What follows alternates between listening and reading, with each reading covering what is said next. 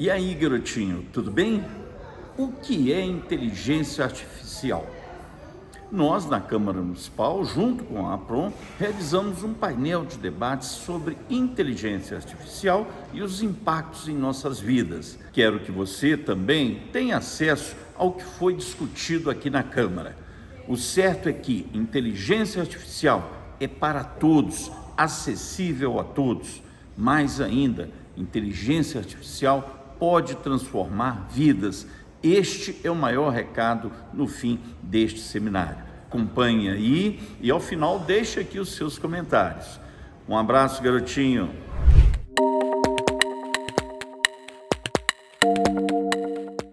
Senhoras e senhores, estamos de volta. Convido novamente o público a retomar seu lugar aqui no plenário da Câmara Municipal de Juiz de Fora, para que possamos dar sequência a essa segunda parte do evento, em que vamos abordar eleições, inteligência artificial e combate às fake news. Enquanto o público se dirige, volta do café e reassume os lugares aqui no plenário da Câmara Municipal, convido novamente para ocupar seu lugar aqui no plenário o presidente da Câmara Municipal de Juiz de Fora, vereador Zé Márcio, garotinho. Lembrando que o vereador Zé Márcio Garotinho, nesse momento, também será o debatedor do painel. Convido ainda o vereador Juraci Schaefer, também debatedor desse painel. Para ocupar o seu lugar também aqui no plenário da Câmara, convido o jornalista e editor-chefe do jornal Tribuna de Minas, Paulo César Magela. Para ocupar seu lugar no arco do plenário, convido o doutor Paulo Tristão, ele que é juiz diretor do Fórum Benjamin Colucci. Também a diretora legislativa da Câmara, doutora Maria Aparecida Fontes Cal. O supervisor de execuções fiscais na Procuradoria Fiscal Adjunta e procurador do município, doutor Edgar Souza Ferreira.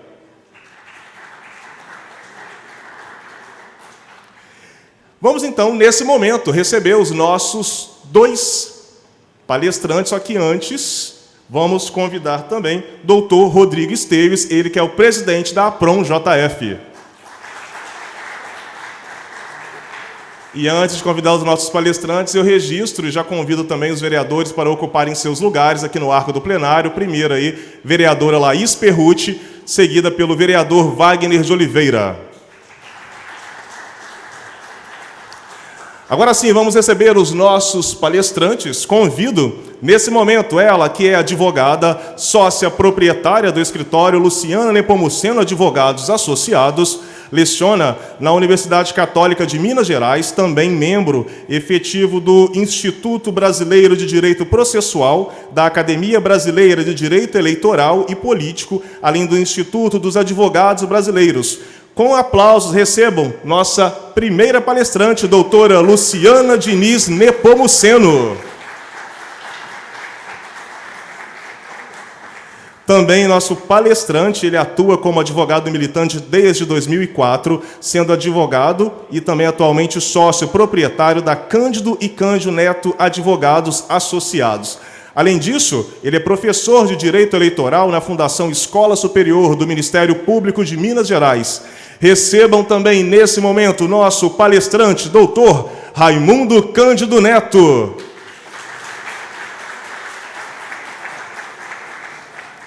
Senhores, podem, nesse momento, já que os palestrantes já se encontram aqui, ocupando seus lugares. Lembrando que esse evento é transmitido ao vivo pela JF TV, canal 35.1. Dando início, nesse momento, já passamos a palavra à nossa primeira palestrante, ao presidente.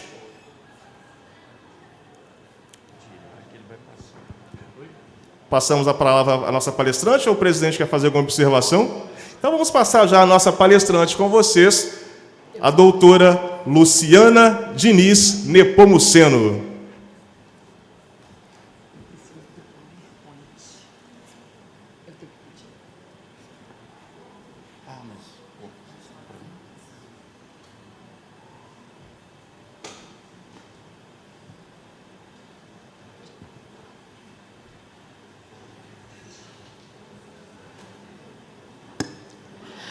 Boa tarde a todas e todos.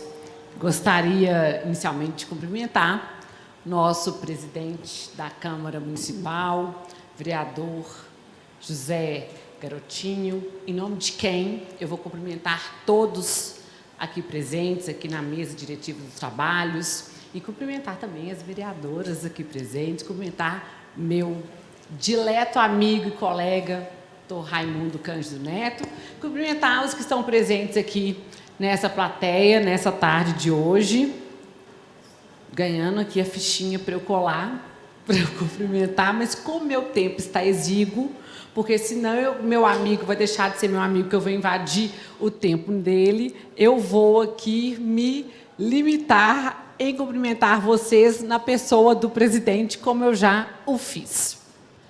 Dizer que é uma honra voltar aqui em Juiz de Fora. Estava comentando com o presidente que eu venho muito aqui porque eu tenho uma grande amiga de infância, que a filha veio até me assistir, e faz com que eu volte sempre a uma cidade que eu adoro. E é a primeira vez, presidente, que eu estou na Câmara Municipal. Primeira vez. Eu sempre passei aqui na frente, nessa avenida que chega até o Rio de Janeiro, e nunca tinha entrado na Câmara e fiquei realmente impressionada com as instalações e com esse maravilhoso evento. Mas vamos aqui a que viemos. Nós estamos, nos últimos dias, assistindo de forma estarrecedora a tragédia que assolou o Rio Grande do Sul. E eu falo que, junto com as águas do rio, veio à tona a parte mais cruel do ser humano.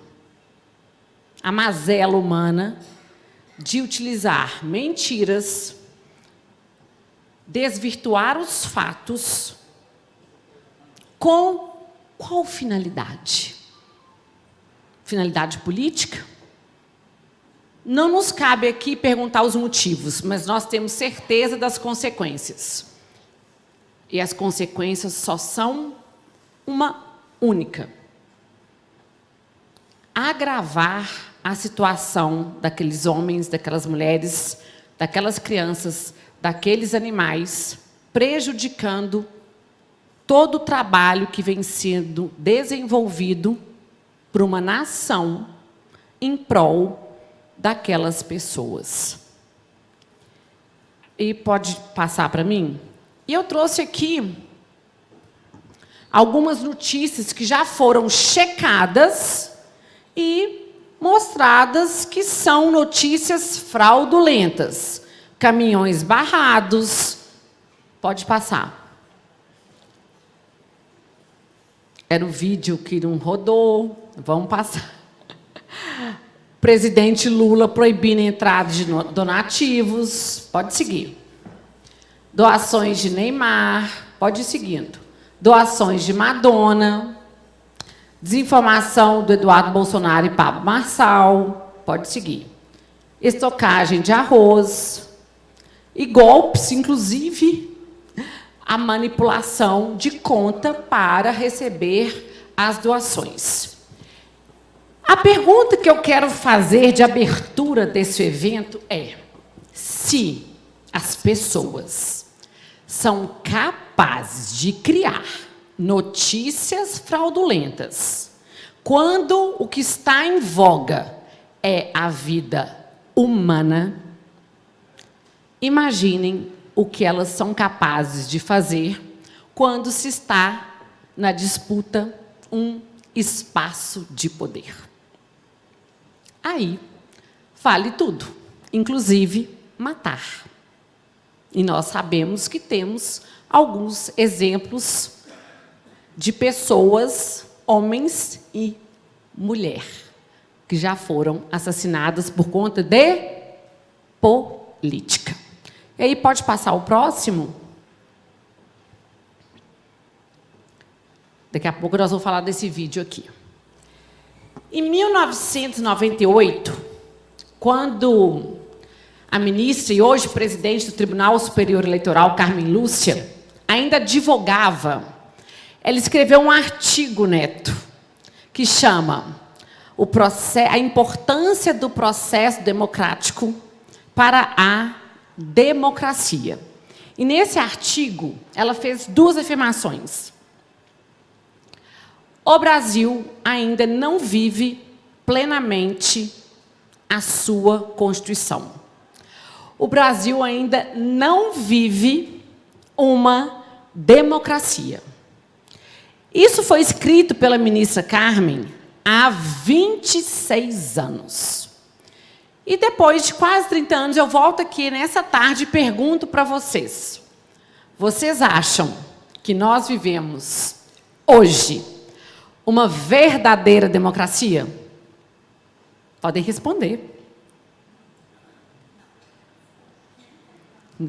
Vergonha, né? As pessoas não gostam. Vocês acham que nós vivemos uma verdadeira democracia? Presidente, me salva aqui, porque ninguém quer falar.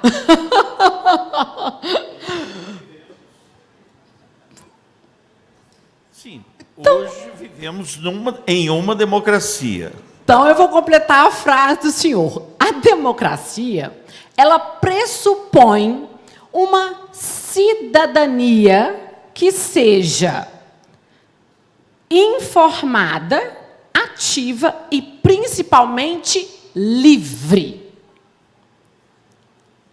E o voto não é o único, mas é um instrumento imprescindível para a participação do cidadão e da cidadã nesse processo político democrático. Aí a pergunta que, complementando a antecedente, eu faço para os senhores.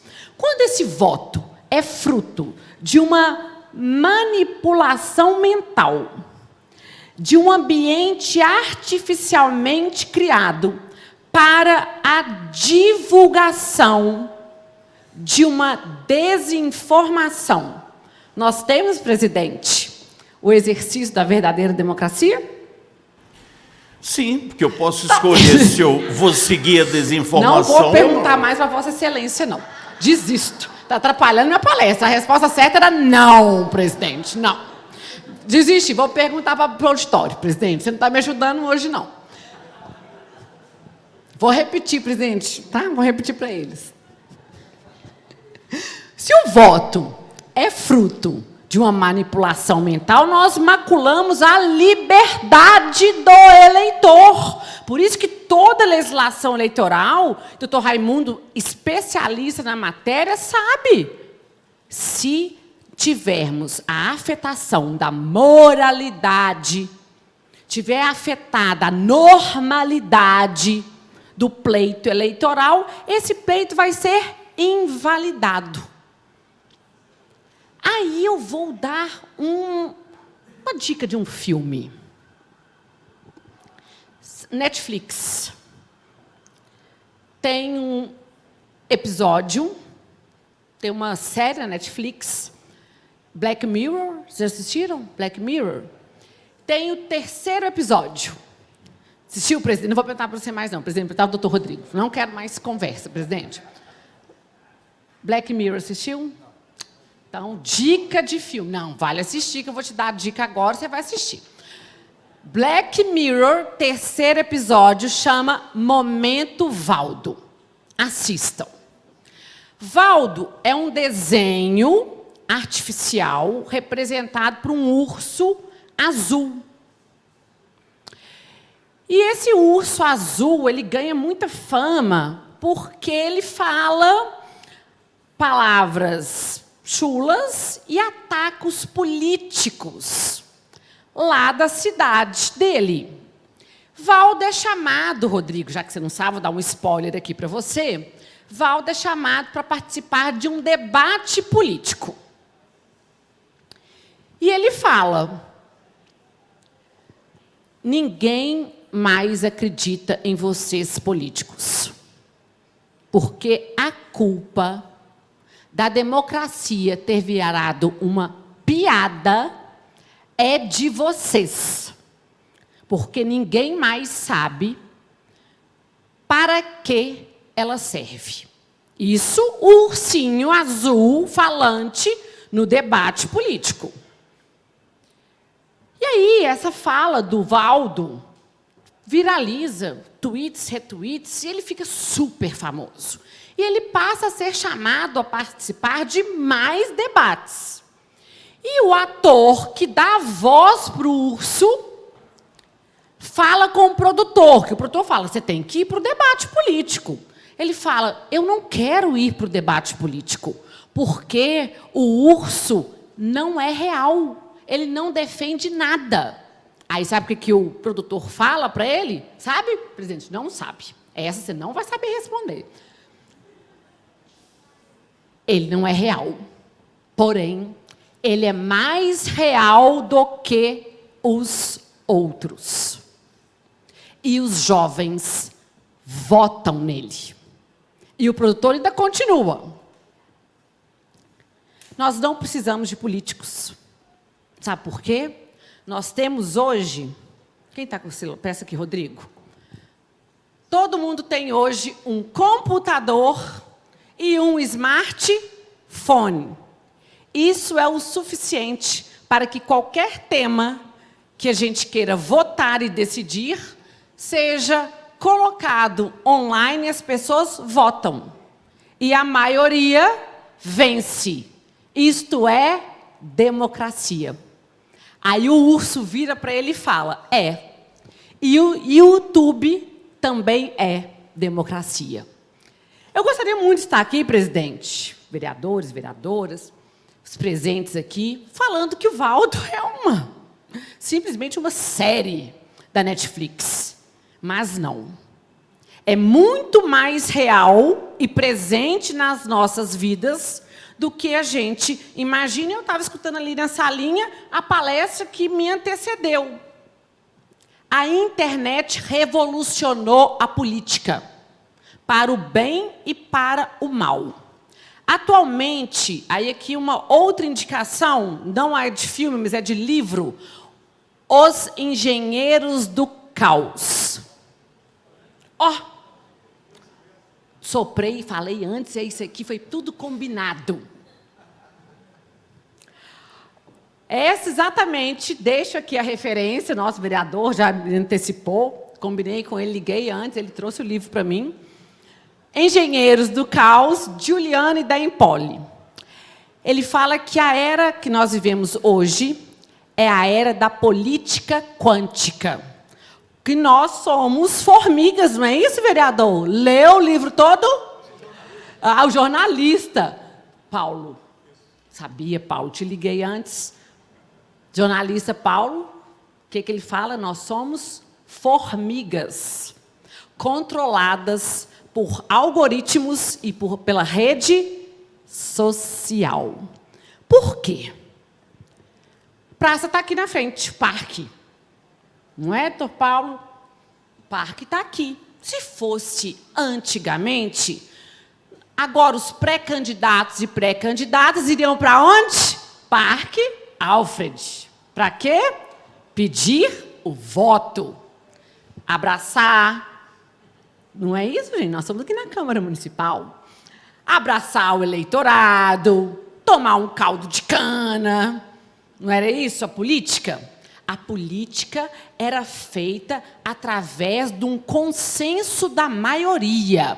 Você usava a sua sola de sapato, a sua saliva, e ia pedir o seu voto. Quem ganha? Aquele que tivesse adesão de uma maioria, a partir de um discurso moderado, dirigido a um eleitor médio. Então, eu tinha lá atrás poucos instrumentos de segmentação do meu eleitorado. Eu fazia um discurso elaborado para algumas categorias: dona de casa, sindicatos, empresários. Aquele discurso que tivesse a maior adesão revertia-se em maior número de votos e, portanto, a pessoa estava eleita. Serve essa fórmula hoje?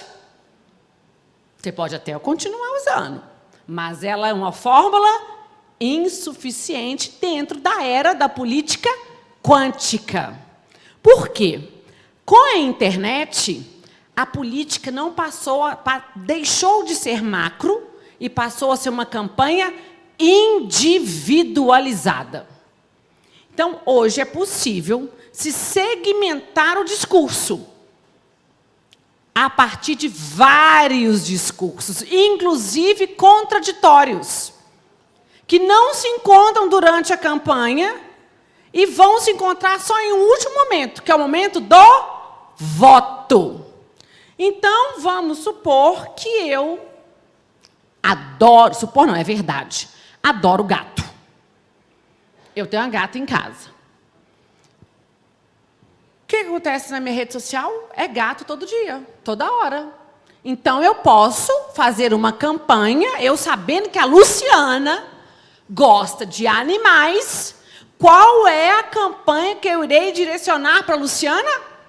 Totalmente voltada para gatos. Luciana vai fazer um trabalho para poder pegar os gatinhos abandonados na rua e criar um abrigo.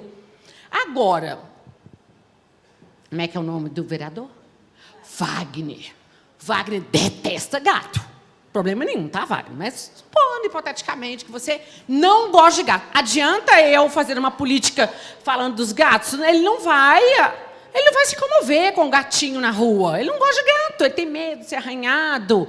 Aí, mas eu sei que o vereador Wagner é preocupadíssimo com a Amazônia, desmatamento. O que eu faço? Crio uma campanha própria para o Wagner. Com isso, nós temos essa possibilidade da multiplicação de campanhas que são o quê? Modeladas para o perfil do eleitor, de campanhas individualizadas, feitas perfeitamente para você.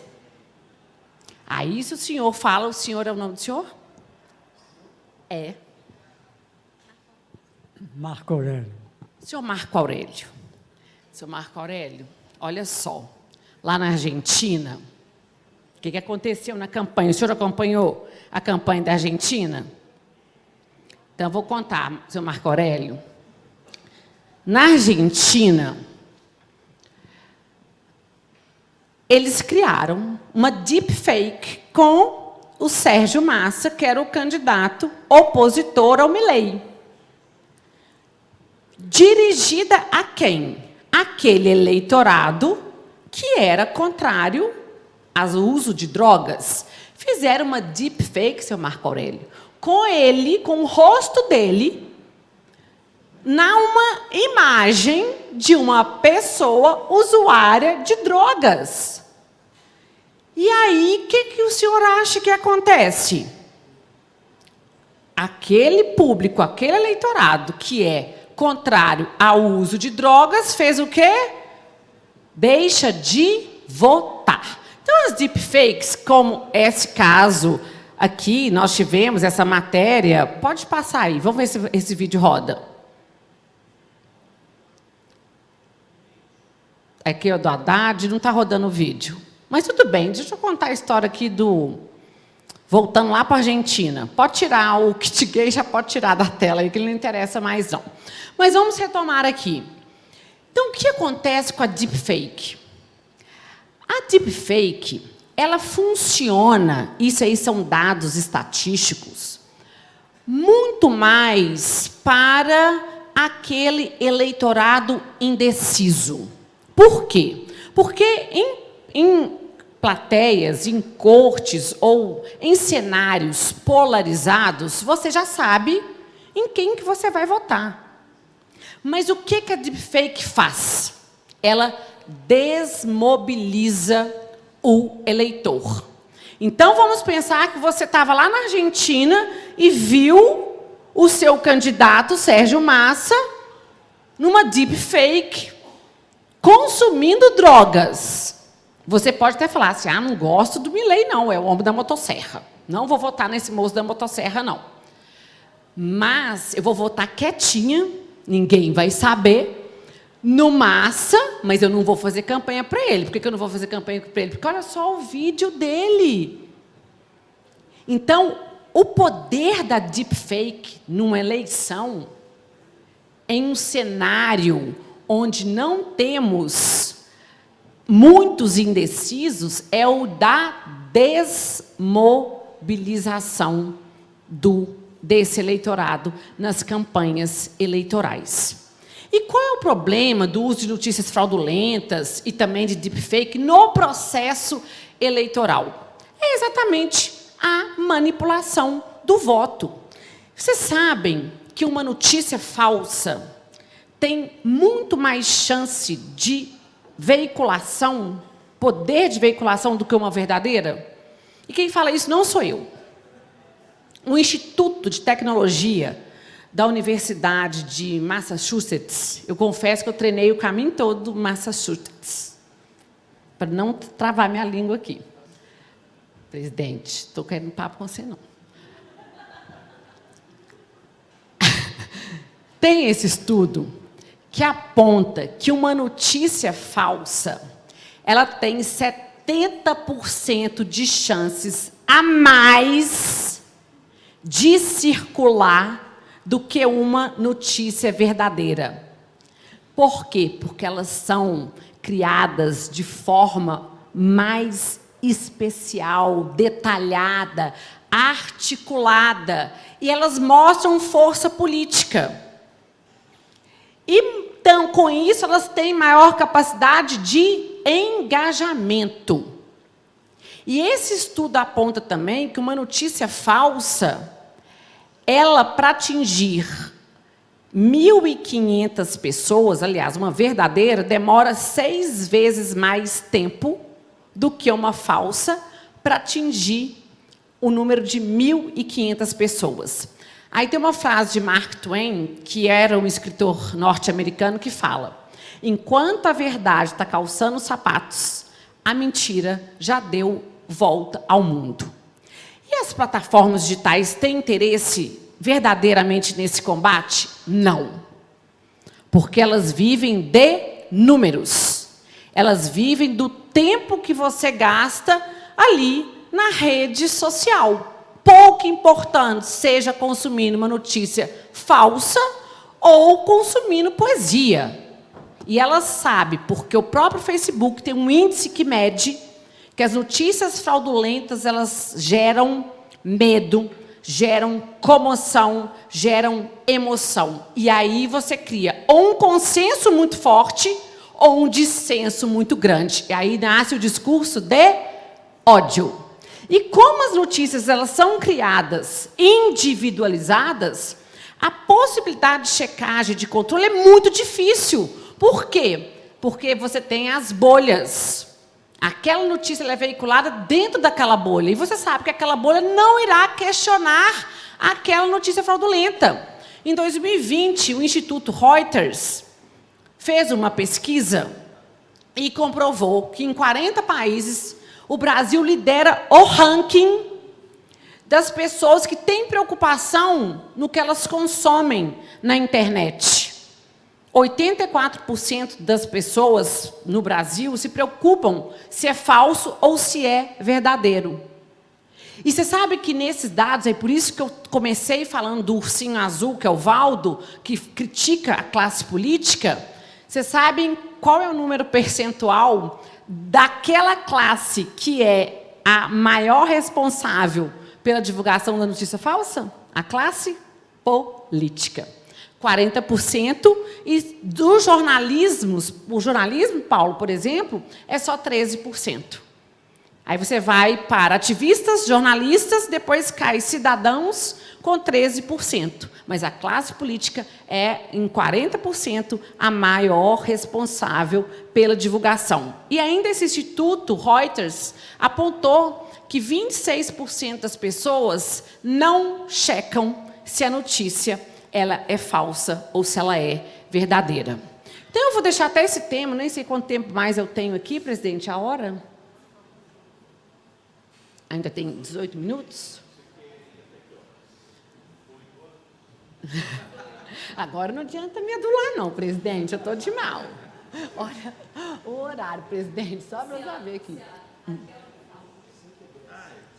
Não, porque eu não posso tirar o horário do Neto, não. Então, preocupado com isso, o TSE baixou a resolução 23732, que alterou a resolução de 2019 sobre propaganda política. E ele incluiu a previsão de inteligência artificial e também de punições para a divulgação da desinformação. E a semana retrasada, eu até falei no meu programa que eu participo semanalmente em BH, eu comentei a notícia do Google. Vocês viram o que o Google falou? Que ele não vai, este ano... Isso eu falei assim, gente, é brincar com a gente, não é? Que ele não vai ficar de costas, não. Que ele não vai, esse ano, trabalhar com divulgação de material político e propaganda política. Por quê? Porque, coitado do Google, tem tanta dó. Ele não consegue cumprir as determinações da resolução do TSE. E o que o TSE pediu? Antes de eu falar o que ele está determinando a resolução, vocês têm Instagram? Tem Instagram. Falar nisso, coloca a minha foto com o QR Code. Então, lá no Instagram, eu falo, vou impulsionar. Vocês não impulsionam? Alguém já impulsionou? Uma fotinha na praia. Presidente, fotinha na praia. Não, não vai para a praia, presidente. Não, presidente não vai na praia. Não passei, não. Passei nem na praia. Mas então vamos lá. O presidente quer falar assim, hoje eu vou impulsionar a foto comigo aqui, presidente. Você vai impulsionar. Ele sabe quanto que ele quer investir, não sabe? Hein, gente? Ajudem a palestrante. Respondam aí. Sabe quanto que ele vai investir? Ele vai dizer, quero gastar R$100. Ele vai pôr lá o nome dele. E vai segmentar. Quem que eu quero alcançar? Eu quero o pessoal que mora nesse bairro aqui, ou onde o senhor é votado. Então, ele segmenta. Obviamente que o Instagram tem essas informações disponíveis, não tem? Porque ele fez um contrato, ele foi lá, pagou, direcionou. E o que a resolução do TSE quer? Tão somente que as plataformas digitais coloquem um dispositivo visando a transparência que possibilite a qualquer pessoa falar, olha, uma propaganda impulsionada de um candidato ou candidata. Quero ver quem pagou por esse impulsionamento, quanto foi pago por esse impulsionamento e os critérios de segmentação. Eu quero ver que o presidente José, qual que é o critério de segmentação? Para quem que ele quer direcionar aquela propaganda dele? Aí sabe o que o Google falou? Não tenho como atender essas determinações. Claro, porque se ele abre a caixa de Pandora, ele entrega o ouro. Aí ele vai perder o dinheiro e fala assim, não vou mexer com isso aqui. Não tenho condições de atender. E vamos mais. A resolução do TSE, hoje, ela é clara. Divulgou notícia fraudulenta, fatos notoriamente inverídicos, ou informações manipuladas, o provedor de internet ele é responsável civil e administrativamente. Tem que promover, impedir o acesso imediato, vereadora, e também cancelar impulsionamento e monetização sob pena de responsabilização. E o avanço dessa resolução foi criar espécie de abuso de poder econômico, do uso indevido dos meios de comunicação para quem? Para os candidatos e candidatas que divulgarem essas notícias, esses fatos manifestamente inverídicos ou de forma dissimulada. Então, hoje, você foi usar ali o grupo do WhatsApp ou uma deepfake para você prejudicar um candidato ou se beneficiar, porque também a propaganda negativa é propaganda, você pode responder por abuso do poder econômico e, com isso, você sofrer a cassação do seu mandato. E falo, TSE vai cassar quando chegar, porque a eleição municipal, e quando chegar um recurso lá? Tenho certeza que sim, obviamente, dependendo da prova do processo. Porque foi o mesmo processo que aconteceu com as candidaturas laranjas ou candidaturas femininas fictícias. Primeiro, os regionais e os juízes eleitorais não cassavam a chapa e, recentemente, o TSE vem dando um caráter profilático, derrubando toda a chapa. Para quê? Falar, olha, vamos ver se nas próximas eleições vocês não coloquem candidaturas fictícias. Eu sei que agora, chega a época de filiação, agora, terminou a filiação, é uma correria para achar. Agora, a mulher que tem que ser mulher, que seja mulher que queira se candidatar. Então, o TSE já colocou na resolução para falar, ó, é abuso, claramente, é abuso de poder econômico. É uso indevido dos meios de comunicação social. Inclusive, especificando aquela que aconteceu muito nas últimas eleições, de você coagir o seu funcionário, o seu empregado, a votar no A ou não votar no B, está claro lá, com todas as letras, que isso é abuso do poder político e gera a cassação. Então, já estou caminhando aqui para a conclusão. E o que eu quero deixar de mensagem, ao final da minha fala, que a inteligência artificial, no processo político, ela é benéfica? Claro. A inteligência artificial, como toda tecnologia, ela é benéfica. E ela vem para baratear as campanhas eleitorais e facilitar, inclusive, as propagandas. Eu tenho, por exemplo, como usar hoje a inteligência artificial para ali a linguagem de Libras. O problema é quando a tecnologia é usada para o mal, para a desinformação, para a divulgação, discurso de ódio e a manipulação da vontade livre do nosso eleitor. Então, o nosso trabalho como cidadãos e cidadãs é: chequem as notícias. Sistema de checagem. Não compartilhe sem verificar. O meu antecessor aqui que falou que o grupo, o administrador do grupo, ele é responsável. E a questão não é a nossa responsabilização apenas pessoal. É com a coletividade. Nós podemos construir um Brasil melhor. E aqui eu falo, termino com Carlos Drummond de Andrade, poema Mãos Dadas. O presente está aqui. O presente é o que importa.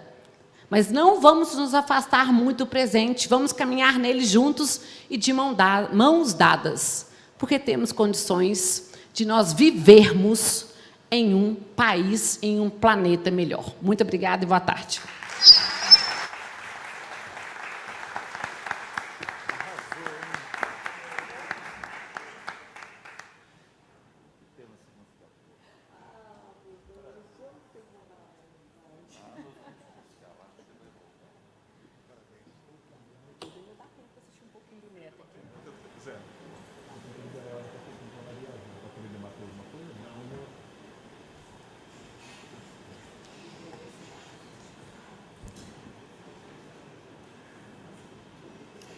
Então, podemos a sequência, só destacar que daqui a pouco a nossa palestrante, a doutora Luciana Diniz Nepomuceno, ela vai precisar se retirar porque precisa ir para o aeroporto, ela tem um compromisso ainda hoje, então já está justificando aí que não vai poder ficar até o final. Vamos, então, nesse momento, convidar o nosso segundo palestrante de hoje. Conforme eu tinha dito agora há pouco, ele atua como advogado militante desde 2004, sendo atualmente sócio proprietário da Cândido e Cândido Neto Advogados Associados. Então, com vocês, a partir de agora, a palestra com o doutor Raimundo Cândido Neto.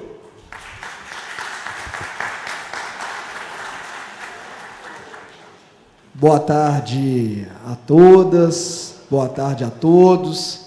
Eu queria cumprimentar todas as vereadoras e vereadores de Juiz de Fora, na pessoa do presidente, José Garotinho, Queria cumprimentar e agradecer a presença de um público tão seleto, mas antes, efetivamente, de adentrar no tema, eu queria parabenizar a organização do evento pela escolha do tema, atual, importante e absolutamente impactante, sobretudo em ano de eleições municipais. E assim, eu faço na pessoa do Rodrigo Esteves, presidente da Associação dos Procuradores de Juiz de Fora, um grande colega advogado, foi conselheiro estadual da OAB, elevando aí o nome da advocacia de Juiz de Fora para todo o estado de Minas Gerais. Rodrigo, parabéns por esse evento, que é um verdadeiro sucesso. E para mim é uma alegria muito grande de participar, logo após a minha amiga, dileta amiga e querida colega Luciana Nepomuceno, que como sempre nos coloca em dificuldade, né? Falar depois da Luciana é muito difícil, porque ela esbanja simpatia e empatia, mas sobretudo por essa dileta plateia. E eu vou me permitir cumprimentar alguns grandes colegas e amigos que muito me honram aqui com a sua presença, o sempre presidente aqui da subseção de Juiz de Fora, Zé Maurício, muito obrigado. Nossa querida amiga e companheira de luta em prol da valorização da advocacia, Valquíria Valadão. Nosso querido irmão Alexandre Elias, brilhante advogado, companheiro. Os advogados de fora que me acompanharam, o doutor Euler Soares, lá de Belo Horizonte, a doutora Daiana de Contagem, enfim, vejo o Christopher ali atrás. Então, para a gente é uma alegria e um desafio grande participar nesse momento aí em que a festa da democracia se avizinha. E as eleições municipais são aquelas efetivamente próximas do povo. É ali que o cidadão escolhe o diretor da escola do filho dele, escolhe o médico ali do pronto atendimento do seu bairro. Enfim, as decisões e as transformações efetivas acontecem nos municípios. E o Brasil é um país municipalista. Nós temos em Minas Gerais 853 municípios que vão às urnas no primeiro domingo de outubro depositar ali os seus anseios de mudança, de continuidade, os seus anseios de transformação, acreditando numa cidade melhor, num estado melhor e, consequentemente, num país melhor. E aí, Rodrigo, por isso que eu agradeço e falei da oportunidade de debatermos regras para esse processo eleitoral. Porque no Brasil está enraizada a discussão acerca de quem é o melhor candidato. Lá em outubro, nós vamos ouvir a população debatendo quem que é o melhor candidato a prefeito, quem que é o melhor candidato ou candidata a vereador, mas a gente raramente participa de eventos em que se discutem, em que se debatem as regras para garantir que esse processo efetivamente entregue os anseios da população. Por exemplo, a doutora Luciana trouxe aqui a questão das chamadas candidaturas fictícias, candidaturas laranjas. O que significa isso para quem atua pouco no direito eleitoral? Nós tivemos em 2015 uma chamada mini reforma eleitoral, mas na verdade foi uma reforma profunda e até abrupta, porque trouxeram mais de 100 novos dispositivos à legislação eleitoral. Para quem não lembra, por exemplo, houve a redução de 90 dias, que era uma campanha eleitoral, para aproximadamente 45. Pela primeira vez, a Justiça Eleitoral transformou o processo de prestação de contas eleitorais num processo judicial e não mais administrativo. Limite de gastos, pela primeira vez, geravam consequências. Proibição de doações de empresas para as campanhas, ainda que de forma indireta. Ou seja, mais de 100, repito, profundas transformações no processo eleitoral. E dentre elas, uma que atraía, ou a intenção era atrair a participação feminina na política partidária. Pela primeira vez, houve a obrigatoriedade de se preencher as chapas para as coligações proporcionais, para as chapas de vereadores, com pelo menos 30% de mulheres. É claro que a legislação falava em cláusula de gênero, mas a gente sabe que era atrair as mulheres para a política. E sabe o que aconteceu nessa primeira eleição, Euler? Nós tivemos, né, Luciana, mais de 15 mil mulheres com 0 voto no país. 0 voto. Nem o próprio voto. Mais de 15 mil candidatas com 0 voto. E de lá para cá, nós tivemos a eleição de 2018, de 2020, de 2022 e vamos disputar e participar das eleições de 2024 sem um debate se esse foi de fato um instrumento ou uma ferramenta que atraiu as mulheres à política. Eu, como advogado, garanto que não, porque eu passei a ver clientes e mulheres, ao invés de participar da política, indo a delegacias e salas de audiência ter que responder se aquela assinatura era delas, por que elas tiveram 0 voto, por que não há gasto de campanha nas suas prestações de contas, e muitas delas foram enganadas, e outras delas, por exemplo, desistiram. E desistiram depois do prazo de substituição. Então não são raros os casos em que houve cassação de chapa, mas também vários outros culminaram ali com a absolvição total da chapa, porque casos são específicos, inclusive sui generis. Nós tivemos algumas mulheres em chapas com 0, 1 ou 2 votos, porque o critério, além de tudo, é subjetivo, infelizmente, e aí a gente, em várias vezes, nós defendemos no tribunal, 3 votos é pouco? Se 3 votos configuram o ilícito, daqui a pouco 4 configura, mas 2 não configura. Então tem que se criar parâmetros e critérios objetivos para pelo menos balizar as decisões que geram consequências tão graves quanto a cassação de um vereador ou uma vereadora eleita numa chapa sem qualquer participação nessa suposta fraude. E mais do que isso, a desistência. E na justiça eleitoral nós temos prazo de substituição. Eu tive caso de mulher que adoeceu com grave, inclusive, acometimento de câncer e não podia mais fazer substituição. Tivemos casos de mulheres que engravidaram e não quiseram, porque o 9º mês era em outubro, e não havia mais prazo para substituição. Então é uma discussão que deve ser levada a estes fóruns. E, infelizmente, a gente não vê debate acerca das regras, ou seja, acerca das ferramentas que efetivamente darão legitimidade ao pleito. E aí eu faço uma segunda provocação, sobretudo pela quantidade de advogadas e advogados aqui presentes. O artigo principal para mim do direito eleitoral é o artigo 16 da nossa Carta Magna, da nossa Lei Maior, que é a Constituição da República. E o que é que prescreve, o que erige a cânone constitucional nesse dispositivo? Princípio da anualidade. Qualquer regra que altere o processo eleitoral terá vigência imediata, mas só vale para a eleição que acontecer ano e dia após a publicação desse dispositivo. Então é uma proteção para se evitar casuísmo. Mas é uma proteção leve, porque se é um ano antes, todo legislador eleitoral vai disputar as eleições subsequentes. Então ele legisla em causa própria. Ele define as regras do jogo que ele participa ali um ano antes. E para que os senhores e as senhoras tenham uma ideia, nós estamos, salvo o melhor juízo, na 18ª eleição pós-Constituição da República, que são eleições municipais gerais, então de 2 em 2 anos nós temos eleições no país. E nós já tivemos 19 mini-reformas eleitorais.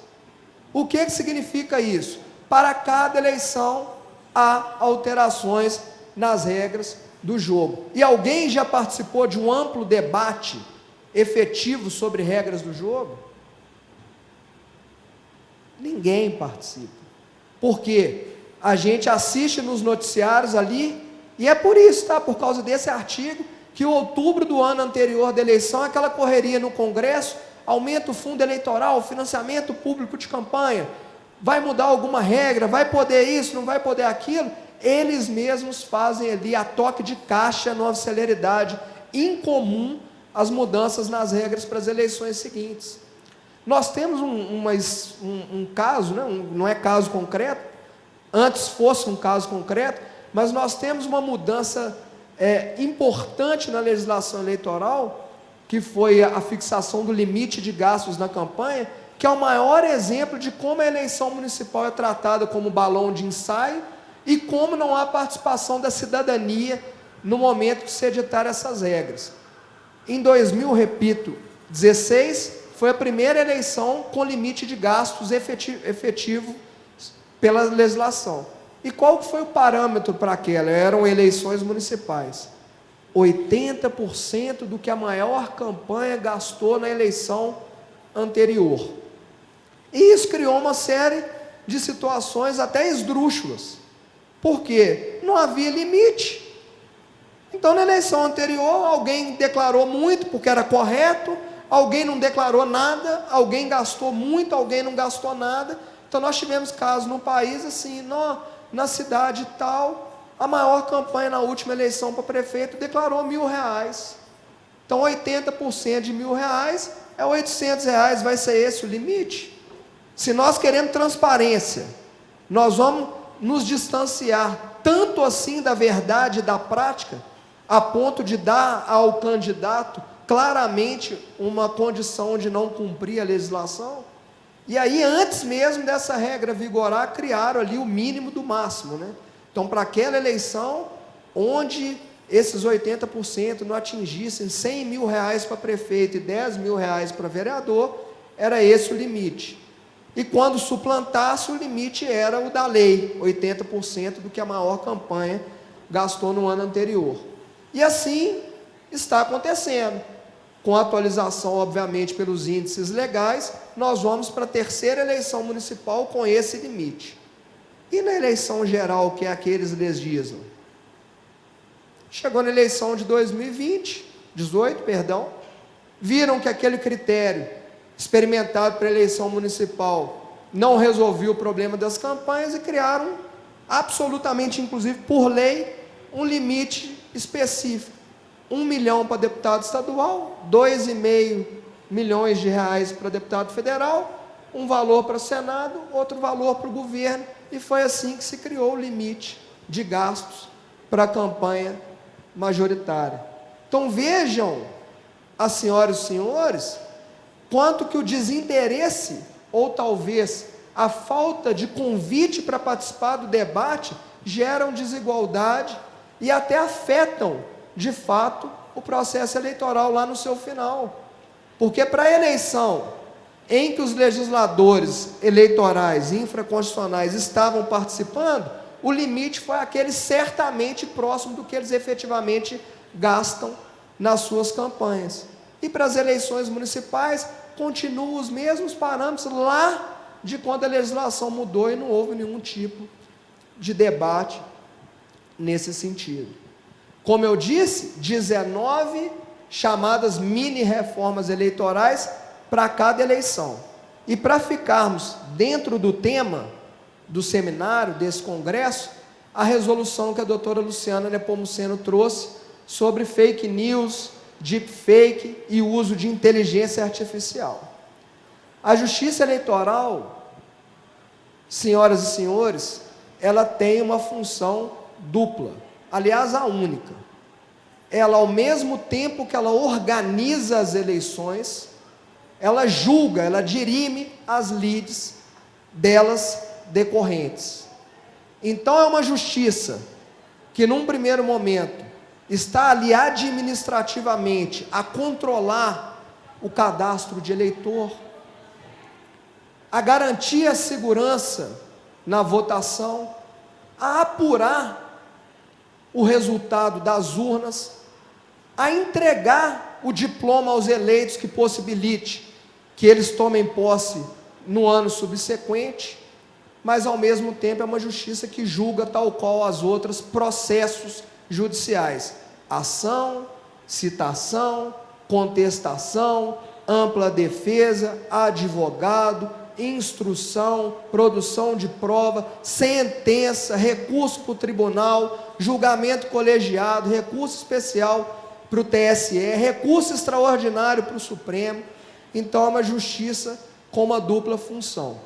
E exatamente por isso, a única que legisla.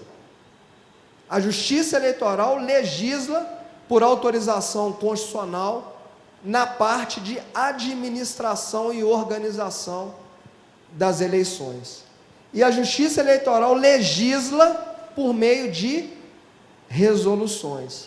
Então, nós que trabalhamos com isso, somos viciados a chegar aqui e colocar ali, ó, resolução 22.610, é a resolução da infidelidade partidária. Resolução 23.491, é a resolução, por exemplo, da propaganda.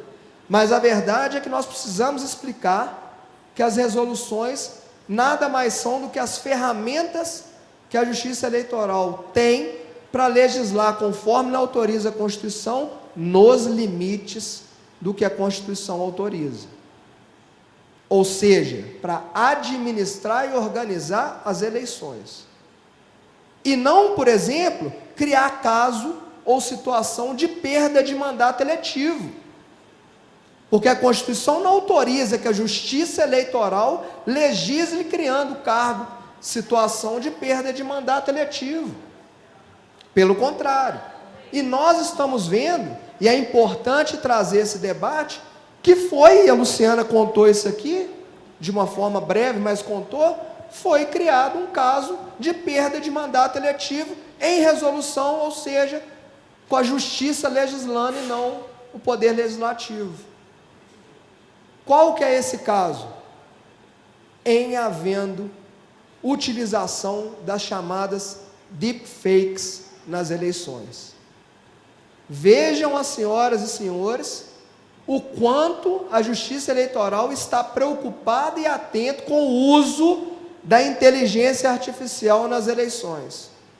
A utilização de deepfakes é algo tão grave que há uma preocupação imensa em se tutelar o bem jurídico, né, que é o direito de informação do eleitor e o voto livre de qualquer mácula ilícita para as próximas eleições. Ao ponto da Justiça Eleitoral avançar no sentido de criar uma situação de perda de mandato eletivo conferido pelo povo por meio de resolução. Ah, Neto, mas não foi criada a perda do mandato eletivo. A Justiça Eleitoral só avisou que a utilização de deepfakes consubstanciará abusos de meio de comunicação e abusos de poder hábeis a caçar o mandato. Ou seja, o que fez na prática? Se usar, a caça.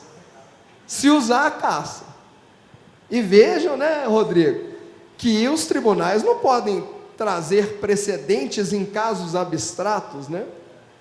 Na verdade, não há um único julgamento de utilização de deepfakes no país, porque não tem um caso concreto ainda em eleições. Então, nós não estamos aqui, em absoluto, a defender a utilização da inteligência artificial, como disse o Gregory numa palestra espetacular na noite de ontem, aqui na abertura desse grandioso evento, usar a inteligência artificial para o mal. Pelo contrário, nós estamos aqui a defender o debate amplo e no foro específico e na sede própria, para que nós todos que estamos aqui, formadores de opinião que somos, para que nós podemos eleger o destino, na verdade, do regramento que entrega uma eleição transparente, limpa e que efetivamente reflita o anseio daquele que dela participou. Então vamos lá. Tecnicamente, o uso de inteligência artificial nas eleições está autorizado nessa resolução. Está autorizado, com as seguintes ponderações: qualquer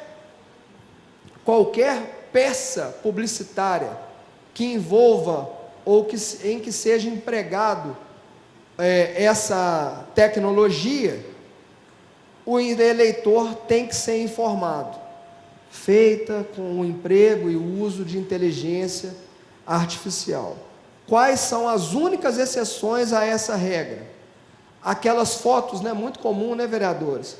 Quando se coloca ali artificialmente o vereador com o prefeito e a vice, nem sempre os três estão ali nos mesmos lugares. Então a legislação trouxe isso como exceção. Outras também, aquelas em que se tira uma foto, mas se projeta uma identidade visual, uma arte, um jingle, também isso está absolutamente autorizado nas exceções que o regramento trouxe.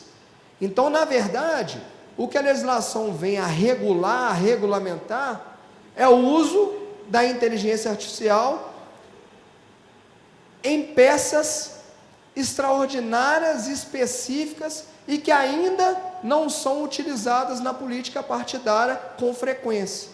É o medo do desconhecido. É o medo do desconhecido. Então se regula o que não se sabe que vai acontecer, porque ninguém sabe até onde, Joseana, vai chegar o uso da inteligência artificial nessa campanha.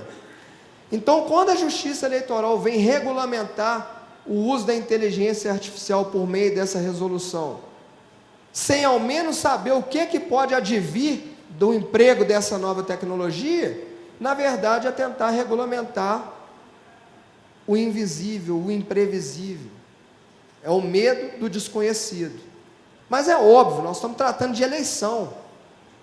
Eleição entrega, repito, ou abrange, ou contempla todos os nossos princípios e premissas constitucionais de viver em comunidade, em sociedade, de estabelecer e estabilizar um Estado legítimo de democracia, o nosso Estado democrático de direito. E ali na eleição, ou ali no ápice da eleição, que é a festa do dia 6 de outubro, é que de fato saem o extrato e a vontade do povo, e ela definitivamente não pode ser maculada. Então, o que eu posso trazer para as senhoras e os senhores, em complemento ao que a colega Luciana Nepomuceno, que me antecedeu, trouxe, é que há uma resolução específica do Tribunal Superior Eleitoral tratando e regulamentando a utilização da inteligência artificial nas campanhas. Repito, autorizando desde que cumpridos alguns requisitos. Vedação completa em relação ao uso de deepfakes, como eu disse, com ameaça inclusive de cassação de mandatos, e especificamente sobre o que eles lá chamam na resolução de desinformação, que são as chamadas fake news. A expressão que a resolução traz a todo tempo é desinformação. Aí há agências de checagem já credenciadas junto ao Tribunal Superior Eleitoral, em que ali se averiguam a veracidade das informações, disponibilizam e entregam à população, e aí os candidatos que dela fizerem uso recebem as reprimendas previstas na própria resolução. Aliás, como eu disse aqui mais cedo, várias são as novidades legislativas para cada eleição. E nessa, nós temos algumas. Pela primeira vez, eu vou passar nisso nesse finalzinho de tempo que me resta, pela primeira vez pode haver uma pré-candidatura, ou uma campanha de pré-candidatura, tão elastecida, inclusive com emprego de impulsionamentos pagos na internet, e algumas outras modificações, mas a grande mudança legislativa para essa eleição, de fato, é a regulamentação do uso de inteligência artificial nas eleições. É a primeira vez que se trata do tema em resolução. Recomendo, inclusive, a leitura. É extensa, mas é uma resolução bem completa, bem atual, acompanhando aí a evolução tecnológica. Mas para falar para os políticos, que eu falei muito para advogados e para cidadãos, eu queria deixar rapidamente, no tempo que me resta, um recado sobre as fases do processo eleitoral, sobretudo a fase que nós nos encontramos, que é a de pré-candidatura. Um processo eleitoral, ele começa um ano antes da eleição. Alguns defendem que 6 meses antes, porque na verdade os marcos eleitorais se iniciam 6 meses antes, mas um ano antes, por conta do artigo 16, ou seja, as regras estão postas, e também por algumas regras partidárias. O partido tem que ter estatuto registrado até 31 de dezembro do ano anterior, e outras regras próprias para os partidos políticos. Mas os marcos temporais do processo eleitoral, de fato, se iniciam 6 meses antes das eleições. Esse ano, 6 de abril, que a Constituição fala lá, primeiro domingo de outubro, 6 de outubro, 6 meses antes, 6 de abril.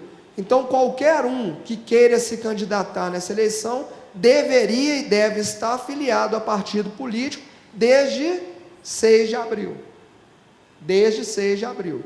Também há algumas situações de desincompatibilizações. Por exemplo, em eleições municipais, secretários municipais devem sair, se quiserem disputar o pleito, 6 meses antes. Então, não são raros os casos de secretários que se desincompatibilizaram, ou seja, que foram exonerados para poder participar efetivamente do pleito. Um outro muito importante também é o domicílio eleitoral. Para que a pessoa dispute uma eleição na sua circunscrição, ela deve estar com o seu domicílio eleitoral naquela circunscrição também 6 meses antes do pleito. Lá em Belo Horizonte, aqui em Juiz de Fora eu acho mais difícil, mas lá em Belo Horizonte é muito comum sujeito morar em Belo Horizonte, trabalhar em Contagem e ter família em Betim, uma cidade próxima. E às vezes ele quer candidatar onde trabalha, mas o seu título está onde ele mora. Então, se ele não transferiu o título, o domicílio eleitoral, 6 meses antes, ele não pode participar naquela localidade. Então, esses marcos que se iniciam, repito, 6 meses antes da eleição, eles vêm ao longo do tempo até o próximo marco, que é qual, presidente? Convenção partidária, de 20 de julho a 5 de agosto. Então, qual que é o hiato que nós temos nesse processo eleitoral? Entre as filiações e as convenções. E o que se chama hoje de pré-campanha, de pré-candidaturas, inclusive nós estamos vendo pela primeira vez lançamentos de pré-candidaturas, tem um monte de candidatos já com identidade visual nas redes sociais e se dizendo pré-candidato. Na verdade, pela legislação, são os 15 dias anteriores às convenções. E nós vimos um monte de cidadão se lançando pré-candidato assim que passou o prazo da filiação, absolutamente contra o que determina a legislação. E mais, a gente já vê hoje, 9 de maio, a gente já vê hoje um monte de pré-candidato com identidade visual se dizendo pré-candidato, fazendo publicações no Instagram e no Facebook, impulsionadas. O que a lei fala sobre isso? A provocação do colega que me antecedeu, a doutora Luciana, de que o Google se retirou da campanha porque não consegue cumprir as determinações da legislação eleitoral. Eu queria até debater isso com ela. Essas empresas, elas faturam bilhões nas eleições com impulsionamento. O lobby do Instagram e do Facebook, para que a legislação mudasse ali um ano antes, foi incrível, inimaginável. E eles conseguiram a vitória para essa eleição. Porque em 16 não pôde, em 20 pôde só na campanha, e nessa eles conseguiram modificar a autorização do impulsionamento também para a pré-campanha. E nós vimos nos nossos escritórios centenas de candidatos, inclusive tendo problemas em prestação de contas, porque fizeram um formulário, obrigando lá, claro que em decorrência também da lei, mas obrigando o pré-candidato a se cadastrar ali naqueles formulários, e alguns candidatos e pré-candidatos colocaram o seu cartão de crédito pessoal ali naquele formulário. Então, depois da eleição, 30 dias depois da eleição, quando eram apresentadas as prestações de contas finais, aparecia ali no sistema de circularização da Justiça Eleitoral, pagamentos feitos por pessoa física e nota fiscal emitida pelo Facebook e Instagram para a pessoa jurídica do candidato. E para quem é leigo é isso mesmo, sabe? Você, pessoa física, se torna candidato, sai um CNPJ, então você passa a se chamar Dayana, eleições 2024, vereador Dayana, CNPJ, conta de campanha, e tudo que você fizer na sua campanha deve tramitar nessa conta, tanto as doações que você recebe, quanto os pagamentos que você faz.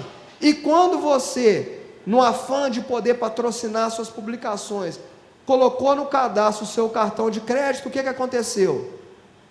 O serviço foi prestado pela campanha e quem pagou foi a pessoa física, Caixa 2. E as empresas não preocuparam com isso, porque as empresas estavam preocupadas em receber, porque as empresas, as operadoras de cartões de crédito, garantem o pagamento. E aí depois as operadoras de cartão de crédito, se quiser, que vão buscar dos seus clientes esse valor. E agora eles conseguiram dar um passo a mais, que foi autorizar o impulsionamento nas pré-campanhas. Está autorizado, só que os candidatos, pré-candidatos, na verdade, devem tomar cuidado, porque já há um movimento da Justiça Eleitoral, externado, inclusive, num famoso caso do ex-juiz Sérgio Moro, de se somar os gastos da pré-campanha com os gastos da campanha. E aí pode haver extrapolação, e a extrapolação está lá no artigo 30A da Lei Mãe das Eleições, que é a Lei 9.504, a extrapolação gera a cassação do diploma, a cassação do registro, a cassação do mandato.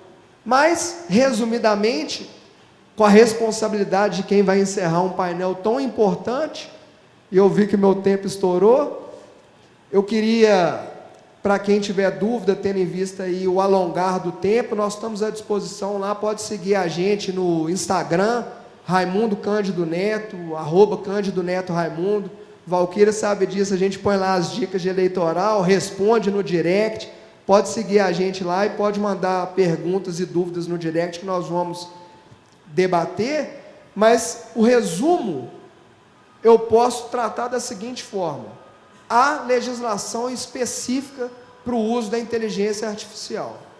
Aliás, relatada, Dayana, pela ministra Carmen Lúcia, mineira do norte de Minas, e que muito elogiada, inclusive, pela vanguarda da legislação criada, porque ela autoriza o uso da inteligência artificial, e não poderia ser diferente, porque a justiça deve acompanhar a evolução tecnológica, mas ela traz algumas exigências, ela põe alguns requisitos para que ocorra essa utilização. Extirpa, como eu disse, completamente o uso da mais drástica, da mais grave de todas elas, que é a deepfake, para evitar desigualdade, para evitar que atos ilícitos definam o resultado de uma eleição, e ratifica o que a Justiça Eleitoral vinha fazendo para se combater as fake news na resolução tratadas como desinformação. Mas o objetivo do nosso bate-papo aqui hoje, na verdade, muito mais do que trazer definições, conceitos e colocar aqui dispositivos específicos da legislação eleitoral, era provocar o debate. É trazer para o campo acadêmico, para o campo político, para o campo da troca de ideia, é trazer a importância, ou despertar em cada um das senhoras e senhores, a importância de debatermos não somente o melhor candidato, que é muito importante, mas o melhor candidato para a nossa cidade, o melhor candidato para a nossa comunidade, mas também as melhores regras, porque as regras definem o resultado transparente e efetivo de uma eleição. Muito obrigado a todos e todas e uma ótima noite.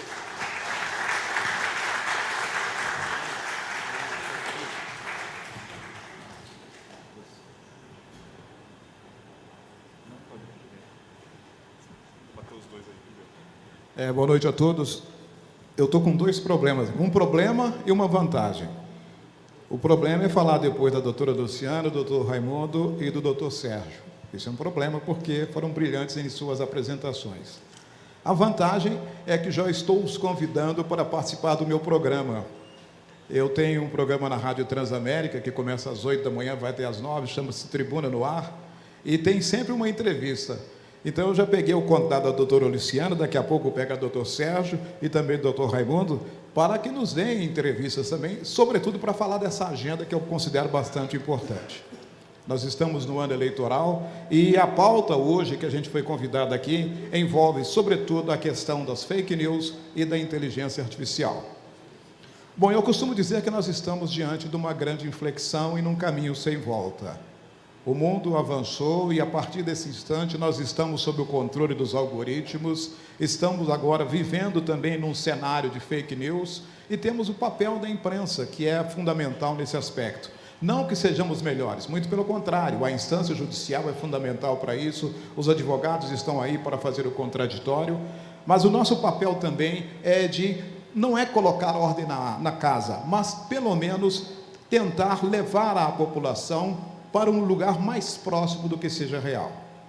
O que a gente tem visto, já não é de hoje, o algoritmo é que está regendo as nossas vidas. Você hoje tem um celular, o algoritmo já dita os seus costumes, a gente se surpreende, você fala alguma coisa, daqui a pouco você está recebendo uma mensagem no seu celular te oferecendo algum tipo de produto. A máquina está nos ouvindo hoje. Você vai em algum lugar, daqui a pouco tem um roteiro também para você passar por isso. Esse é um dos dados da inteligência artificial generativa. Ela vai aprendendo com a gente também. E não é novidade de hoje. Todo mundo hoje usa o Waze, que é um mecanismo de você andar no trânsito, saber onde é que está engarrafado. Mas quem faz a informação do Waze somos exatamente nós. Ele vai aprendendo com a gente. E o Waze também é uma inteligência artificial que já está há bastante tempo entre nós. O que ora ocorre é que ela está avançando a partir do ChatGPT. Ele começou em 2023 e agora ele está ganhando maior dimensão nesse cenário. A primeira versão, ela ainda um pouco não está bem colocada, mas o ChatGPT 24, esse do 4 agora, ele já tem avanços porque ele usa toda a base de dados do Google e, por consequência, ele tem muitas informações. Como o doutor Sérgio falou, ele de vez em quando dá umas piradas. Ele nos oferece algumas informações malucas, porque ele ainda não está totalmente atualizado. Ontem, por exemplo, é uma forma de usar a inteligência artificial. Eu estava escrevendo o editorial da Tribuna sobre a tragédia lá do Rio Grande do Sul, e eu falei sobre a participação do governador Eduardo Leite. Porque, como eu uso o Google, como eu uso o ChatGPT, eu não coloco lá o texto, escreva um editorial para mim. Isso não é correto e, sobretudo, não é ético. O que eu faço? Eu escrevo um editorial e depois faço uma consulta, coloco o texto para ele para ver algumas inconsistências, acrescentar dados, que é o prompt, que é o comando que a gente dá para ele. É uma forma mais adequada de você usar a inteligência artificial, principalmente no setor da comunicação. E quando eu escrevi o texto, ele veio com uma informação. O texto está correto, muito bem feito, porém há uma inconsistência de informação. O governador Eduardo Leite não é mais governador do Rio Grande do Sul. Aí eu percebi que ele não se atualizou nesse aspecto, porque Eduardo Leite, de fato, era governador do Rio Grande do Sul. Ele saiu para disputar a presidência da República, transferiu o mandato para o seu vice e voltou para disputar as eleições do ano passado, do ano retrasado, de 2022. O chat não percebeu isso. Então, para o ChatGPT, Eduardo Leite não é mais o governador do Rio Grande do Sul, ele já foi. Na verdade, ele é, de novo, governador. Então, tem essas inconsistências que nós temos que ficar atentos, porque o viés humano ainda é fundamental para que a gente use essa ferramenta. Eu vou usar o lado do copo cheio, o lado da positividade do mundo digital, porque as mazelas, de fato, existem e a fake news é um dos princípios mais básicos do que há de pior no gênero humano. A gente tem acompanhado agora essa tragédia no Rio Grande do Sul e, mesmo assim, tem memes na internet, tem informações totalmente deturpadas, mas o principal, algumas pessoas ironizando a tragédia do que acontece lá no Rio Grande do Sul. Uma delas é assim, kkkk, já que o Rio é grande, e agora, gaúchos? Quer dizer, não faz sentido quando nós estamos com um cenário de 100 mortes. Aí nós nos perguntamos, mas é isso que nós somos? Parece uma crise existencial que os europeus tiveram entre duas guerras, entre a primeira e a segunda. Eles se perguntaram, nós somos o primeiro mundo e fizemos as duas guerras? E aí, aquela chamada crise existencial. E a gente fica se perguntando, mas chegamos a esse ponto também? Chegamos e vamos piorar. Vamos piorar porque, se nós não tomarmos cuidado, e aí eu vou aproveitar a doutor Sérgio também, a gente tem que discutir a questão da regulação das Big Techs. Porque é fundamental que a gente transfira também para elas a responsabilidade. Elas se afartam, ficam apartadas, não, quem publicou foi você, você responde. Mas, pelo menos subsidiariamente, elas têm que responder por isso. Se a gente não fizer algum tipo de regulação, nós estaremos num território sem lei. E aí, de novo, doutor Sérgio, muito obrigado pela sua fala, o mundo cibernético e o mundo real têm que se conectar. Porque se não fizer isso, nós estaremos diante do mundo sem lei, onde as pessoas estão utilizando a rede social, que é outra perversidade em alguns aspectos, porque é um mundo totalmente lúdico, a gente não vê problemas ali, mas a questão política, a questão social estão permeando a questão, hoje, o debate que nós estamos presenciando. A doutora Luciana se referiu a esse livro aqui do Johnny Dempoli, Os Engenheiros do Caos, que ele trata como as fake news, as teorias da conspiração e os algoritmos estão sendo utilizados para disseminar ódio, medo e influenciar as eleições. O outro livro também é A Máquina do Caos, de Max Fisher, como as redes sociais reprogramaram nossa mente e o nosso mundo.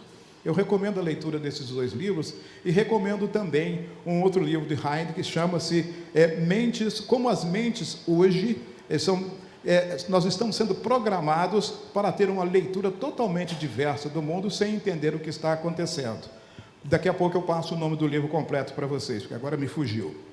Mas o nosso papel, o que a rede social está fazendo hoje, e é que a inteligência artificial é um elemento, fator positivo, é de que ela vai nos fornecer algumas informações, antecipar alguns processos, simplificar, mas temos, de novo, repito, que tomar cuidado, porque por trás disso é a necessidade do viés humano.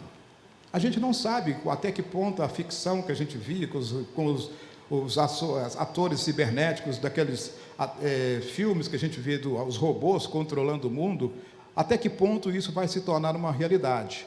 Se a gente não tomar nenhum tipo de regulação, ela vai ser antecipada. E por isso que nós estamos aqui debatendo nesse fórum da questão jurídica, da questão social e da questão política, principalmente, porque cabe aos políticos fazer leis, de um modo de se fazer algum tipo de curadoria sobre o que ora acontece. Porque o que a gente tem feito hoje em torno da IA é exatamente isso, monitorar o que ela pode fazer para a sociedade.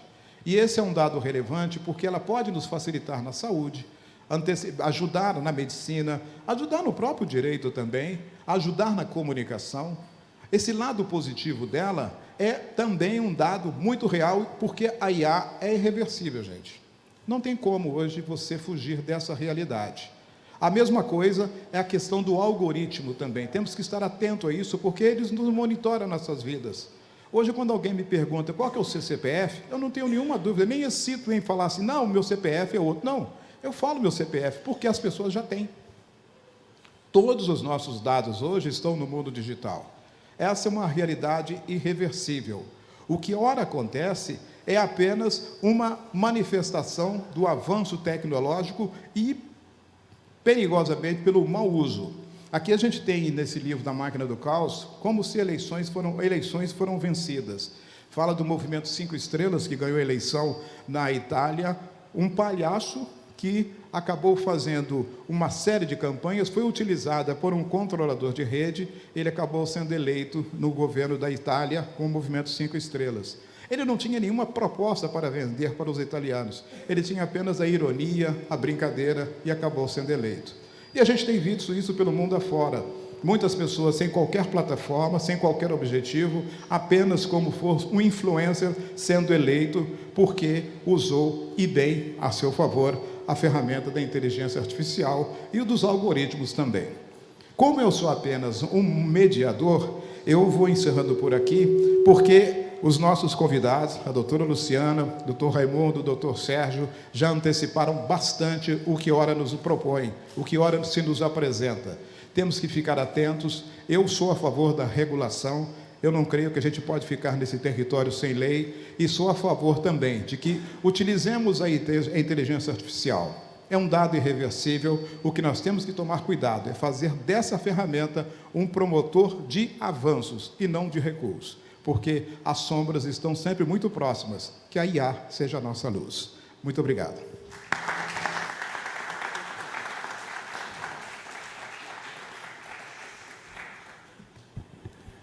Também para a sua contribuição, passamos a palavra nesse momento ao vereador Juraci Schaefer, que hoje também é um dos debatedores aqui, vai contribuir com esse debate aí sobre fake news, eleições e o uso de inteligência artificial. Gente, boa noite a todos e todas. Cumprimentar meu querido presidente da Câmara, Zé Márcio Garotinho, e tecer aqui um grande elogio pela ousadia, pela coragem, pela iniciativa, juntamente com a APRON, Dr. Rodrigo Esteves. Cumprimentar nosso palestrante, que já tem uma tradição da família que é importante, né? O nosso querido doutor Raimundo, nosso Raimundo, que sempre foi presidente da nossa subseção de Minas Gerais, e agora o Raimundo Neto. Você vê a desenvoltura, o conhecimento, a facilidade de dar com direito. Cumprimentar aqui meu querido PC, que fez uma fala muito brilhante, e a doutora Luciana, que trouxe com muita sabedoria essas questões relacionadas a fake news. Eu quero dar um testemunho pessoal, que eu fui vítima de fake news em 2019, e sofri muito, e vi o quanto que você não consegue fazer reparação. Naquele ano eu estava voltando para a Câmara Municipal, e foi publicado um vídeo que eu estava asfaltando somente a minha rua, que vai para uma propriedade que eu tenho há mais de... da família, que tem muitos anos, somente na minha mão 25. Então, e não foi feito, a pessoa fez a imagem de uma outra área e colocou nas redes sociais, foi aqui para teve uma repercussão enorme, eu entrei pedindo a retirada do vídeo, demorou, e depois na Justiça Federal para tentar descobrir quem era o autor. Foi onde até eu tinha proposto na época, sobre a questão que nós discutimos ontem com o Dr. Gregory, que ele fez uma palestra brilhante, sobre a questão dos crimes cibernéticos. E foi fundamental essa palestra para trazer mais esclarecimentos. Naquele momento, isso tem pouco tempo, houve um julgamento com a sentença de que tinha liberdade de expressão. O que nós estamos vivendo em relação à questão da fake news? É isso. É um debate. Onde está esse limiar? Lá do artigo 220 da Constituição Federal, da liberdade de expressão, doutor Raimundo, e de você colocar uma desinformação. Nós tivemos aqui, depois de um período quando eu estive na presidência, nós fizemos um encontro na Semana dos Jornalistas, com a presença do nosso jornalista da TV Globo, o Marcos Rosecan. Ele falou uma coisa importantíssima: a informação é preciosa, então nós temos que saber utilizá-la. A desinformação, ela causa danos irreversíveis. Confesso para vocês que eu, naquele momento, fiquei muito desolado com a decisão da Justiça, porque o vídeo foi passado para um jornal que não vou falar como chama um jornal mesmo, não, né? É uma página que temos aqui em Juiz de Fora, que não se responsabilizou, nos acionamos. Eu tentei, com ação, porque aquilo tinha um crime contra a honra, você tem uma calúnia, uma injúria, difamação, que esses crimes para recuperar, e danos morais, no sentido de que, peraí, minha honra foi colocada. Além de tudo, o que acontece com isso na fake news? A questão da desconstrução da sua reputação.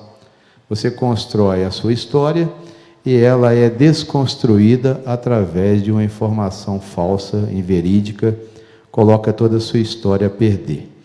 Aí na minha campanha eu sofria. Um dia eu cheguei numa padaria, aí rapaz, pô, você só asfalta a sua rua, só perto da sua granja. Então você começa a sofrer, tipo, essas falas que prejudicam muito. Agora você imagina um vereador de Juiz de Fora. a nível federal, o que se acontece, aí você vai ter um dano moral de 20 mil, 30 mil contra o presidente da República. Olha, isso é um verdadeiro absurdo. Então, nós falamos aqui, principalmente, da questão dos crimes cibernéticos, o quanto que temos que ter celeridade para poder fazer esses julgamentos.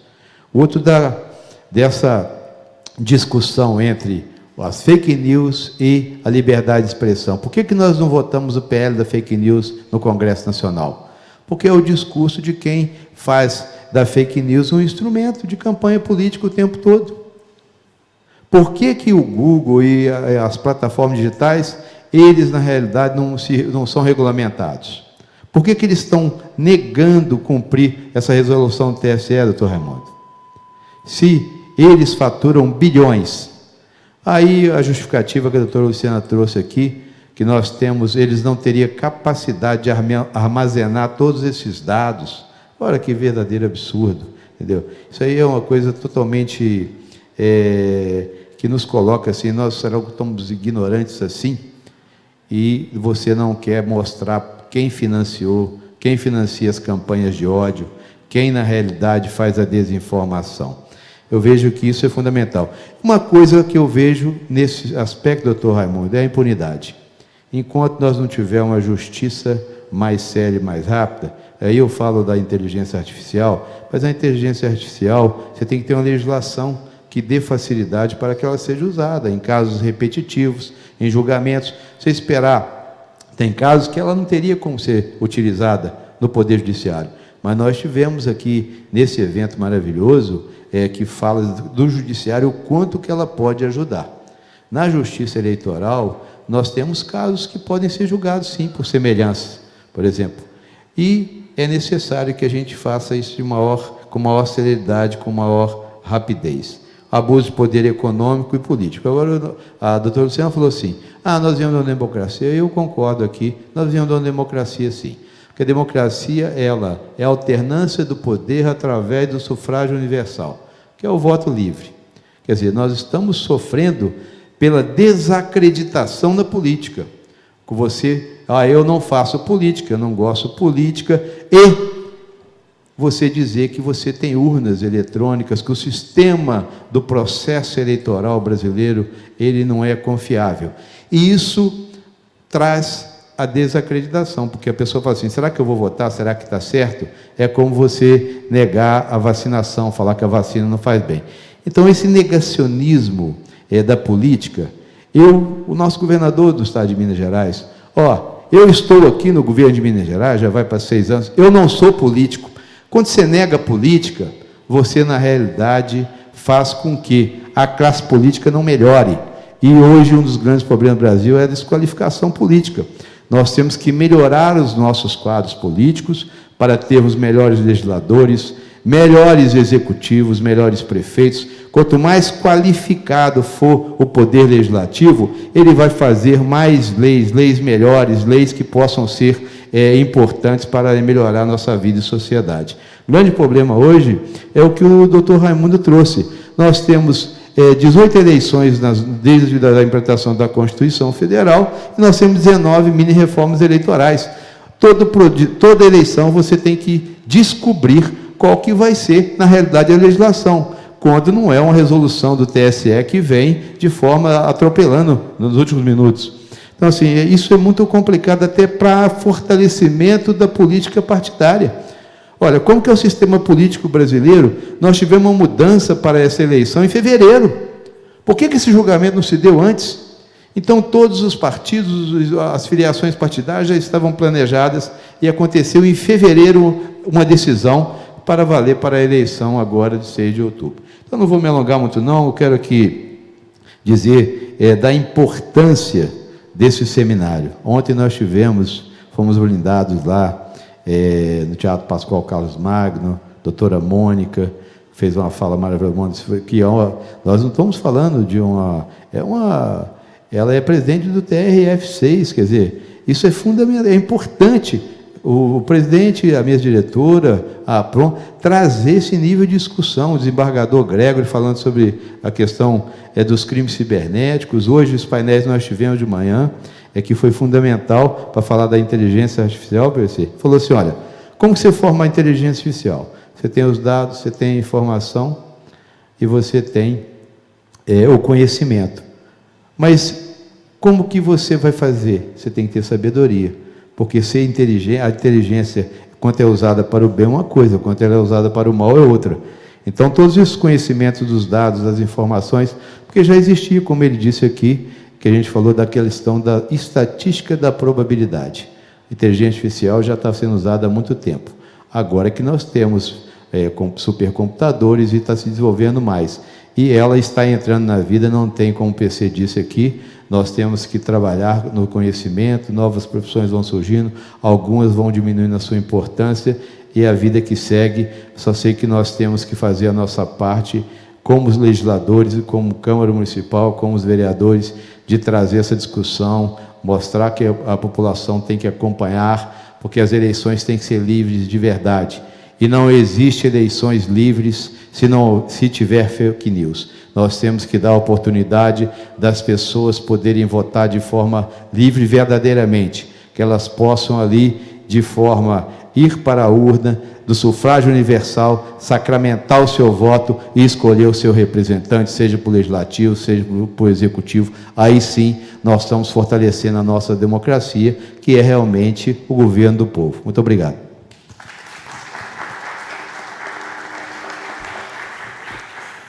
Nos aproximamos do fim do seminário, então, para suas considerações finais, nesse momento eu passo a palavra ao presidente da Câmara Municipal de Juiz de Fora, vereador Zé Márcio Garotinho. Meus amigos, nós começamos o seminário hoje, a minha primeira fala aqui foi o que é inteligência artificial, que é a dúvida que acho que ronda a todos nós na sua maioria, né? Ao pé da letra, o que é inteligência artificial. Tivemos vários profissionais, especialistas, debatedores do judiciário. O objetivo era o impacto da IA no judiciário, no executivo e no legislativo. Mas eu acho que a gente foi além disso, nós avançamos muito hoje. Quem participou, quem esteve presente, nos assistiu pela TV Câmara, pelo YouTube, todas as palestras estão disponíveis no YouTube, na página da Câmara, e acho que muita coisa importante foi dita aqui hoje. O Marcelo Castanha, por exemplo, que ele diz o seguinte, né? A IA é uma criança, ela aprende o que você alimenta, você ensina ela, né? Então, o problema não é a fake news, o problema é o ser humano que produz a fake news. O problema não é a inteligência artificial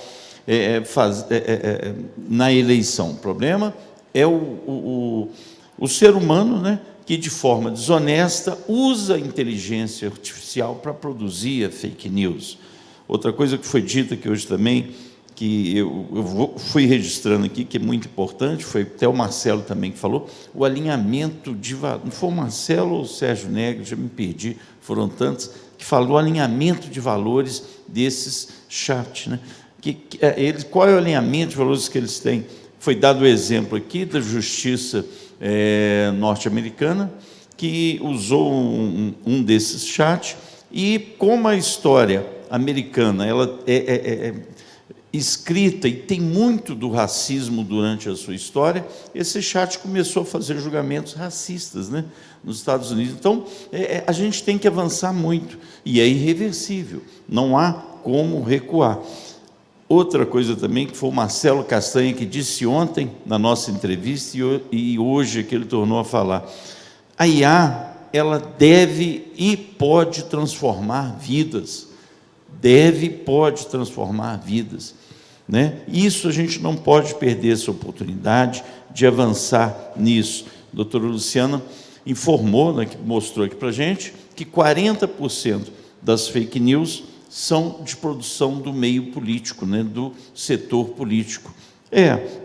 Outra coisa que aí cabe o regulamento, como o PC disse, inteligência artificial é compatível com liberdade. Não adianta nós queremos censurar, prender a inteligência artificial. Ela é compatível com liberdade, mas a gente precisa ter um regulamento na utilização, na aplicação da IA. Senhoras e senhores, agradecer a todos a participação, nossos palestrantes. Repito, está disponível em todas as palestras no YouTube, na nossa rede social, PC. Doutor Rodrigo, por favor, também, o senhor fazer as suas considerações finais. A APRON é nossa parceira nesse evento. Obrigado.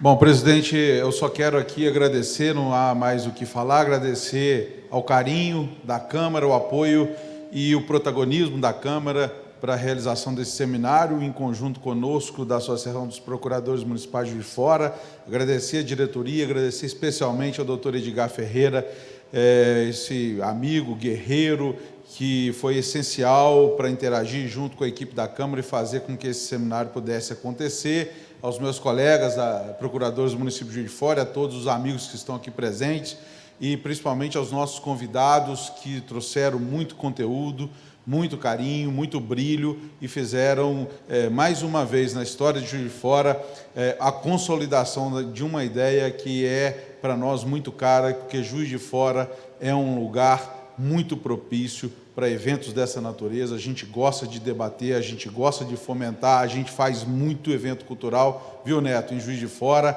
e nada melhor do que a gente encerrar com um painel dessa magnitude, com todos vocês aqui, com a presença do nosso querido PC. Enfim, um meu muito obrigado e parabéns a todos por essa realização.